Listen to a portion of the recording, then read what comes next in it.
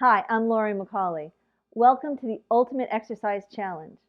If you don't know what the ultimate exercise is, watch last week's video where you'll see Sid on the peanut ball walking it on an incline and a decline on an uneven surface without anybody touching the ball except him. You say, well, why is that such a huge exercise? Think about the old-time loggers, how they would be able to stand on the log in the water and move it forward, backward, and even turn it. Well, Sid's actually doing the same thing. It takes a huge amount of strength and balance and proprioception, where my body is in space. And not only does it take that with the strengthening of the muscles, but by doing this and working them so much, we're actually strengthening the tendons and ligaments. Why is that important? By working the tendons, the ligaments, and the muscles of the forelimbs, the back limbs, and the trunk, we decrease the chance of injury. And that's what it's all about.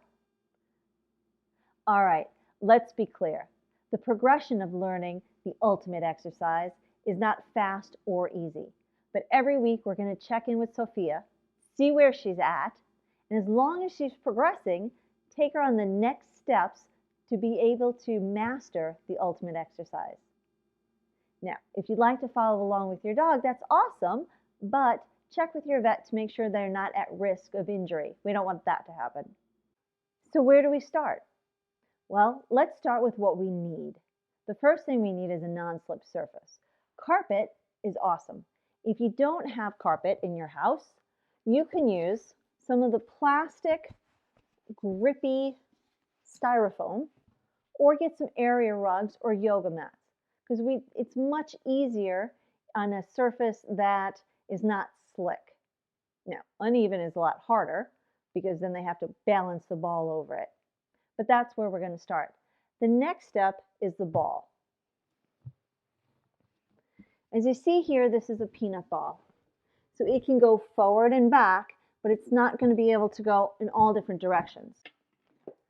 Right now, this ball is too full. There should be some give to it. This would make it much harder.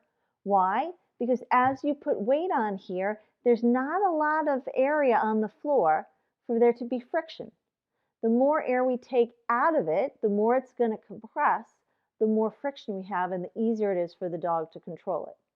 Can you see this ball? See how much give it has? That's the right amount of air you want in your ball. So it has enough give that the dog can control it without being too low. This ball doesn't have enough air in it.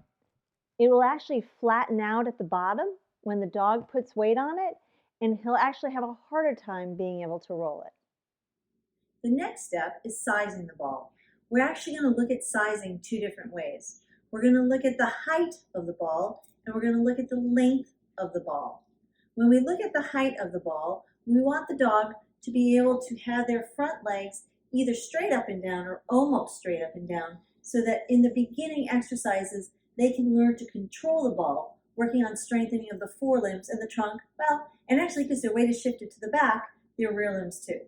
So let's look. I blew this ball all the way up so you could see what it looks like when it's too tall. Sid, come here. Good job. Easy? There you go. So when we look at Sid on this ball, what we see is that his elbows are almost on the ball, right? It is too tall for him. When we look at Oliver on the ball, come on up, you can see his front legs are almost straight. And this is the perfect height for a dog to be able to control the ball and work on the front end, the trunk, and the back end. Now, if we would turn the ball sideways, thank you, buddy, off. We look at the length of the ball. And we want the dog to be able to have their front legs and their back legs on the ball on the flat surfaces rather than falling off the edges. Sid, come here. And hop. So when we see Sid on the ball, come here, ready, show, there you go. You can see he can have all 4 feet on a flat surface. Now you say, but Laurie, you just said the ball's too tall for Sid and is a perfect size for Ollie. What does that mean? It means when I take some of the air out of the ball, it'll be the perfect size for Sid, both height and width. For Ollie, he would need a ball that could be about this height, but a lot longer. How do you do that? There's balls that are made that are that shape. You can find them online. Now we have the right floor surface, the right size of our peanut ball, both height and length, as well as how squishy it should be. Next week, we're going to go through the first 6 exercises. I'm Dr. Laurie McCauley with Optimum Pet Vitality. Join me next week for the continuation of the Ultimate Exercise Challenge.